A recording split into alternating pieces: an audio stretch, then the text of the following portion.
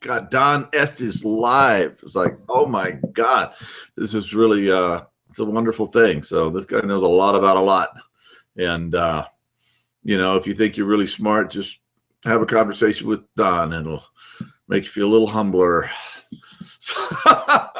Anyway, it's always in the light. So Don, you know, we did this last thing, the talk that just people just saw, you know, it was called Technology, God, and the Quantum Field, I think, which is like, you know, where do you start? But is there anything that you would like to just like riff off of that, or where you're at today? I mean, the river keeps moving and you keep evolving. So what are you thinking, and what are you working on right now?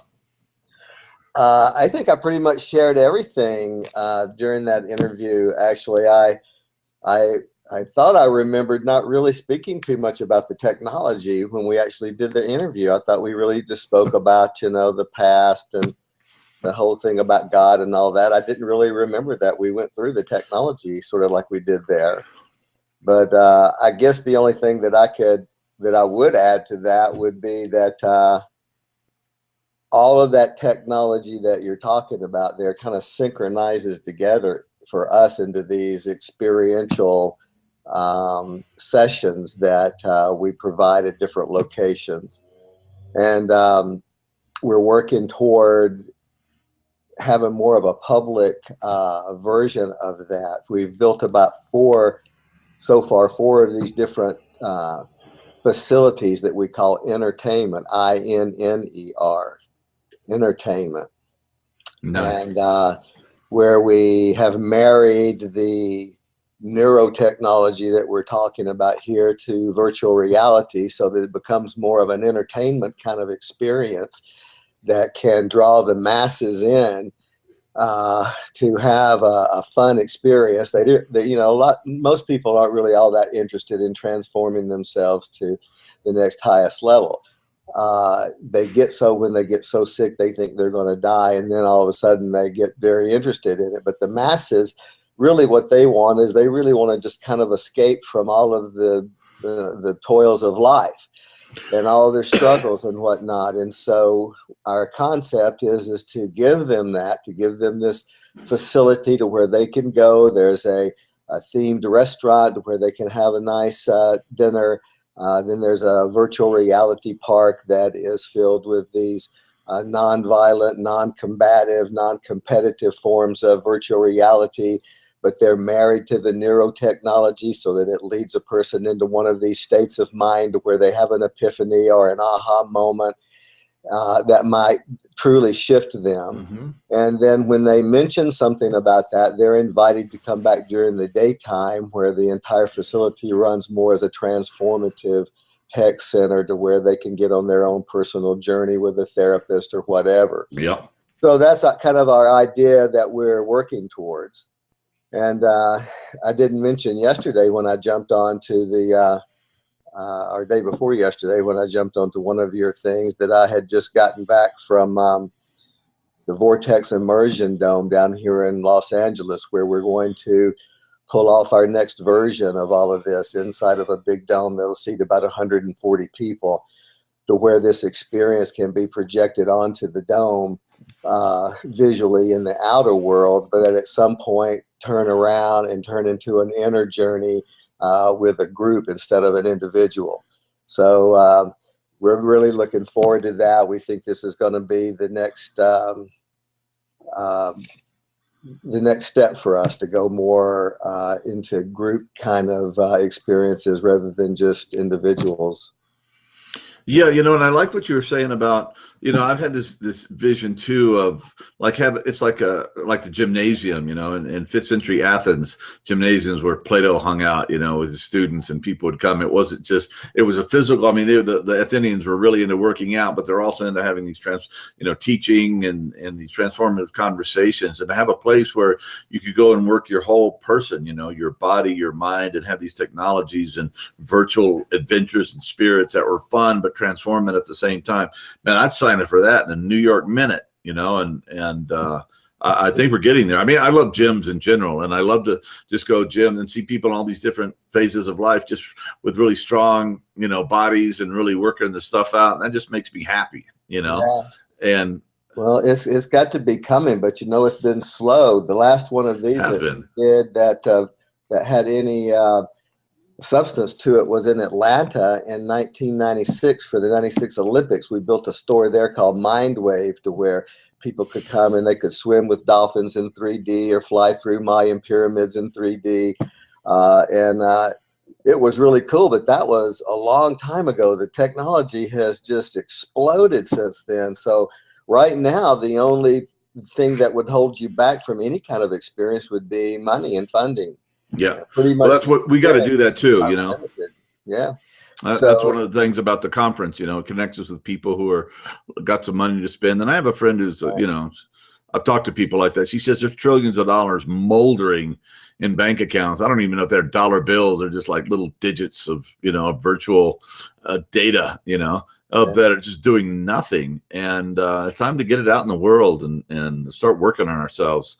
And I was talking to Amen. What, Pam, are you there? Remember Amen's last name? So he was, yeah, right. A friend of yours. Yeah, thank you. We connected up. We had a great connection. Yeah, he's a great guy. Like, besides, I got late for the call, but anyway, we're talking again next week.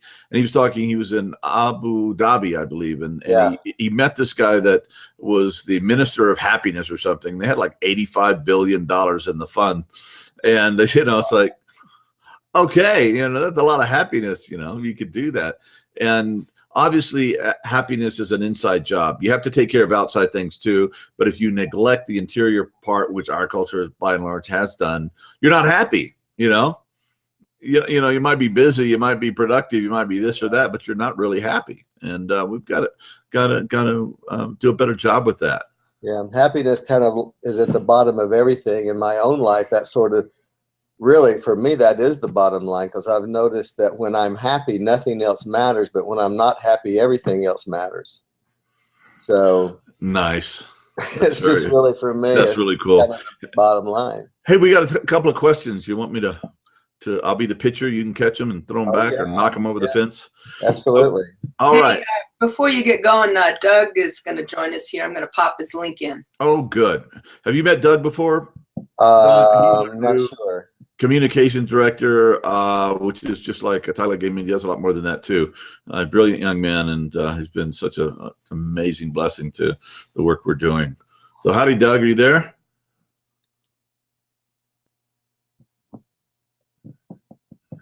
Well, anyway, so you can go ahead. Okay, no, but I'll just reflect back on the last question. When you're not happy, nothing matters. When you're happy, everything does.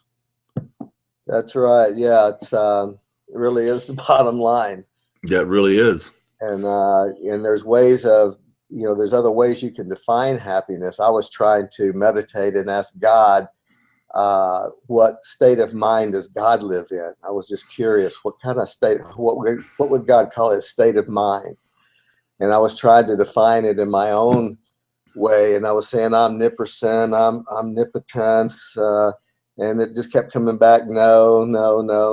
So finally I just asked, what kind of state of mind do you live in? And just like this, it said back to me, disappointment proof. And it kind of shocked me for a minute. I didn't really get it for a minute until I realized that it was kind of like the same thing as fireproof.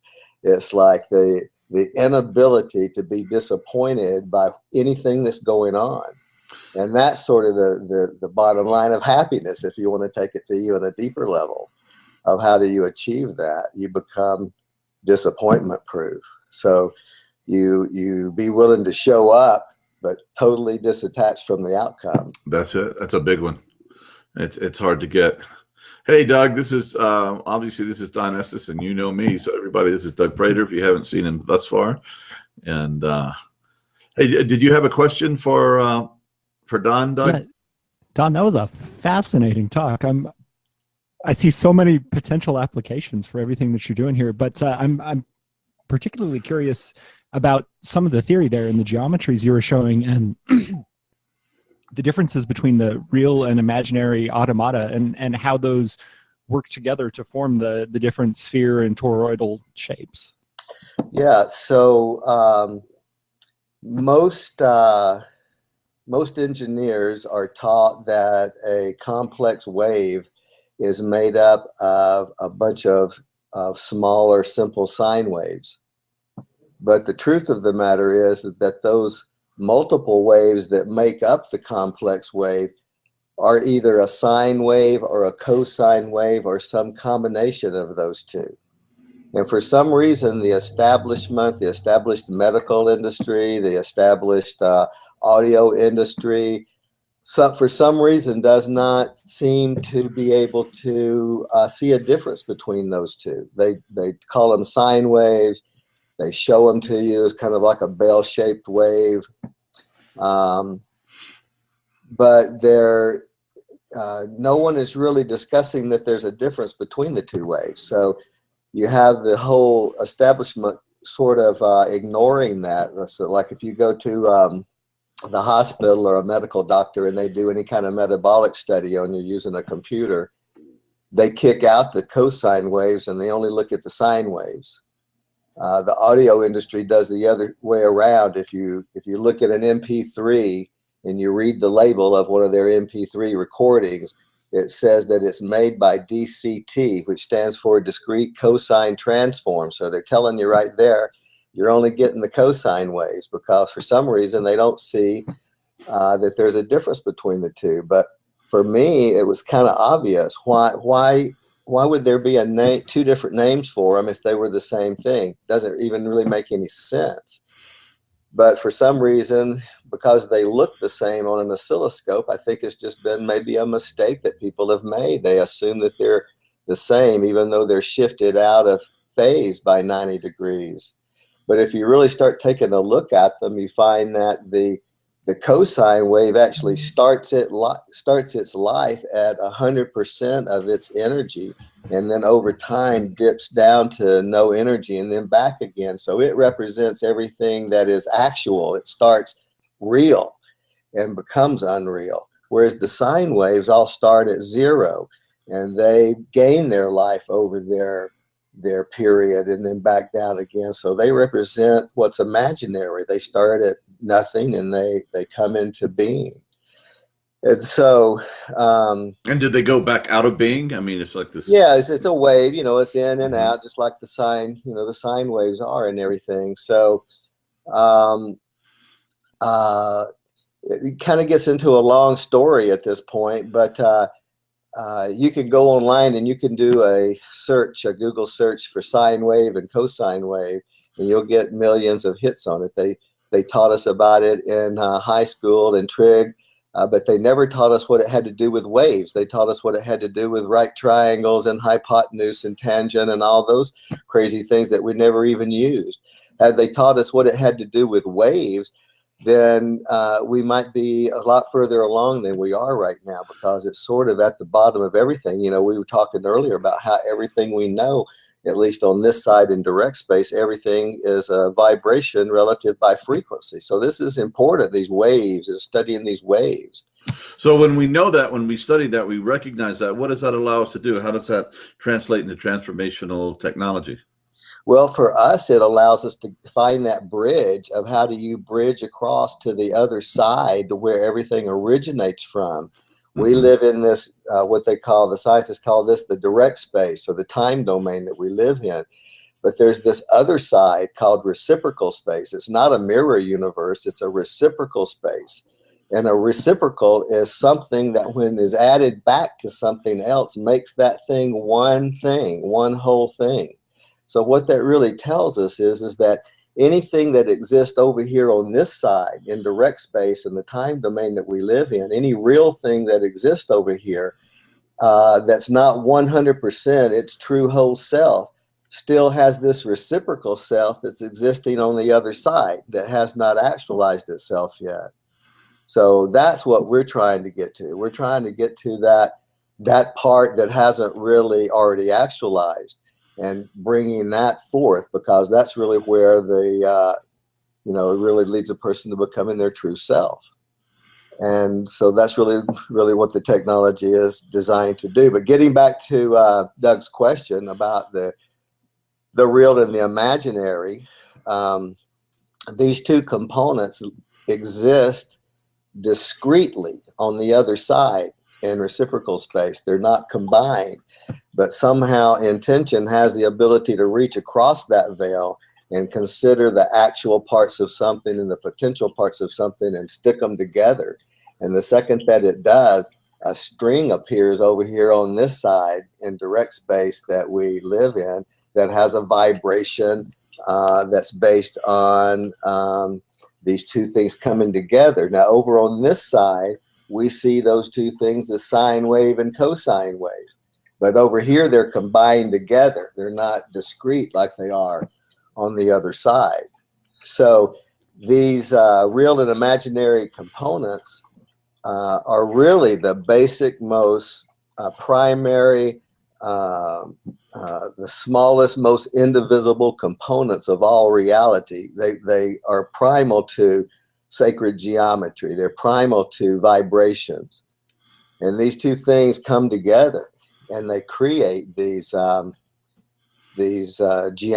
They create all shape. In fact, on our website I just posted the other day, we asked the supercomputer to figure out which real and imaginary components make all of the sacred geometry. So it drew all of the sacred geometries, including the dodecahedron and the icosahedron and the octahedron and tetrahedron and all those. It drew them just using real and imaginary components. So we know that this is the basic, most underlying level of reality. And that makes things really simple. Over here, things have, when something manifests over here, it has all kind of aspects to it: physical, mental, emotional, spiritual. You got to deal with all that. But over there, on the other side, it's real simple. You've got this part of yourself that comes from the instrument that you live in, your body, and you've got this part of yourself that comes from your spirit, and you are neither one of those things. You're not your body, and you're not your spirit. You are some consciousness that's sandwiched in between those things, having to choose between them. So over there, we have a bridge where we go over there and we show a person this. Here's your animal side and here's your spiritual side. And now it's up to you as a consciousness to resolve that. And really, that's what the technology is all about. Wow. Oh, yeah, I have a question here. It says, in the interview with Jeffrey Martin, head of the TransTech conference, among other things, he said that he thinks that the motherlode of spiritual tech is voice. And I immediately thought of you and the porticle. And what is it about that sound, particularly the voice, that is so key?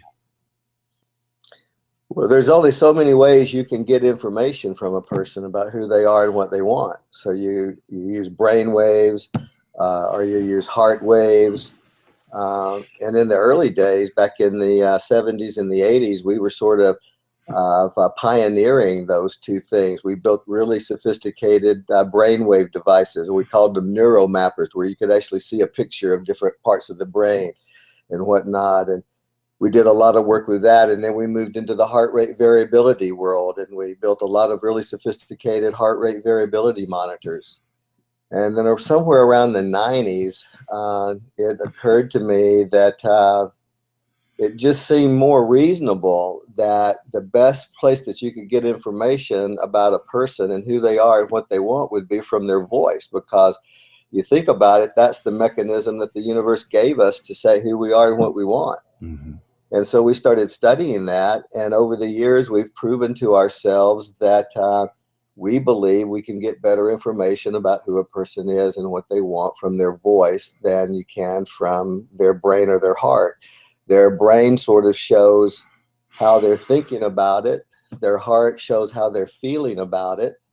And when you cohere those two things together, like Deborah was talking about earlier, that's the perfect state of mind, when you can cohere your heart and your brain. But to share that with someone else and tell someone else about it, or even really inform yourself and express that for yourself, comes from the voice. And when you start really studying the voice, I was really surprised to find out that most of the voice is really just the breath. Only like 10 or 15% is coming from your resonant cavities and your vocal cords. The rest of it's really coming from how the air is entering and exiting. So you start learning that the way a person inhales shows how they take in life, and how they exhale shows how they put it back out again.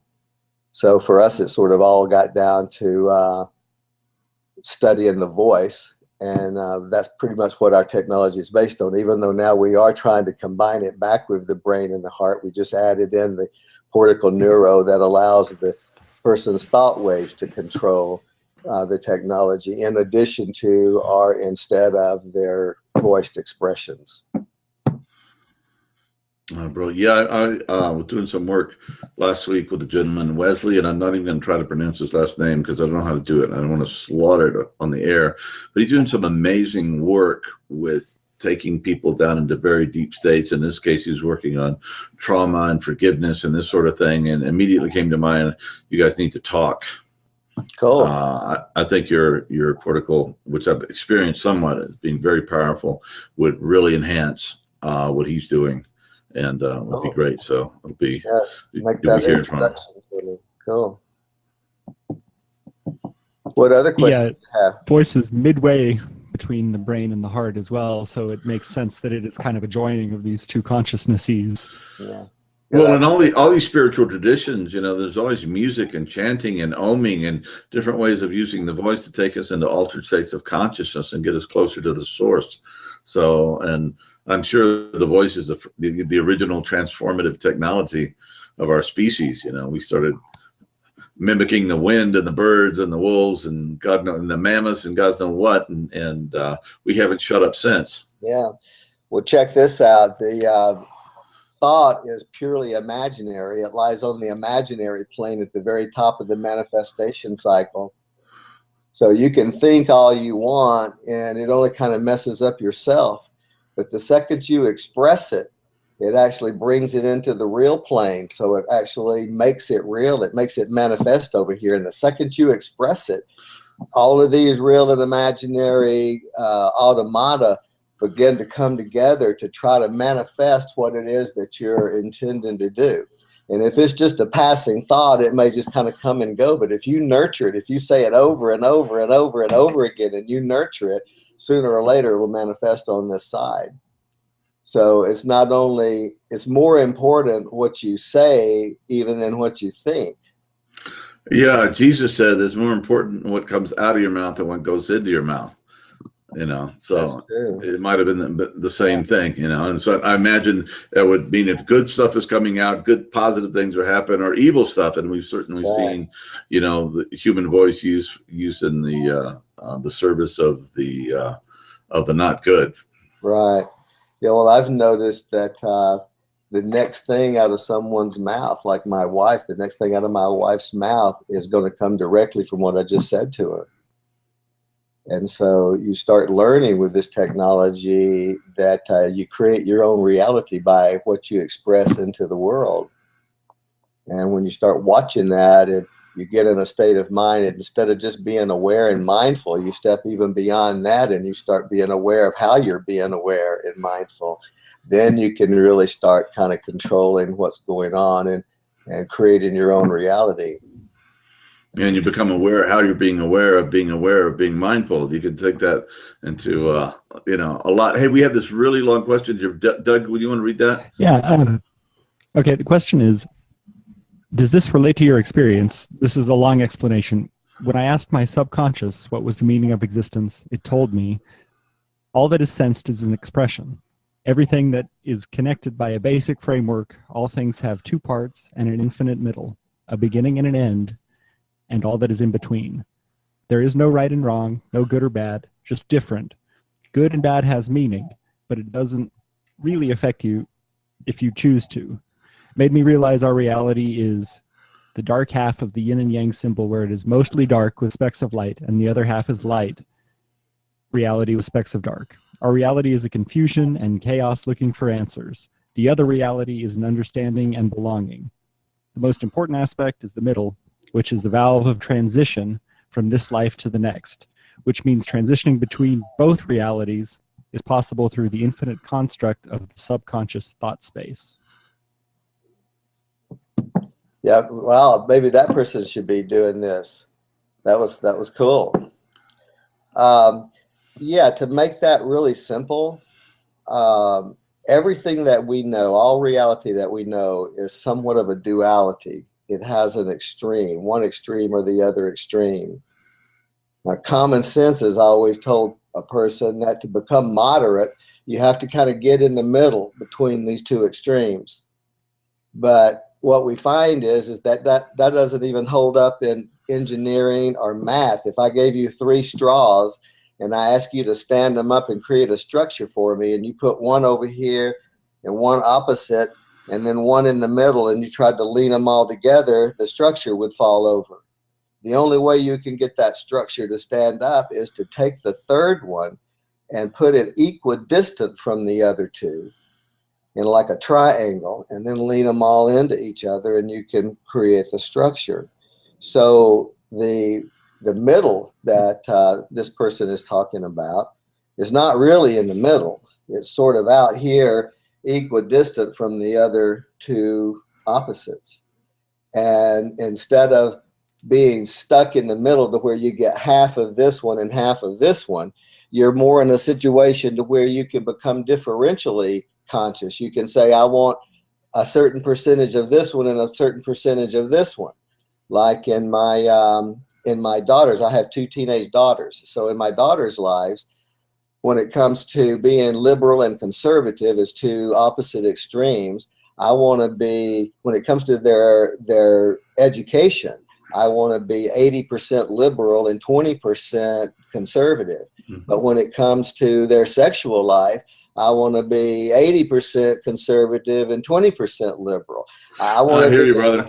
I want to be able to differentially choose from these 2 opposite extremes. So yes, this person is exactly right. Everything has an opposite.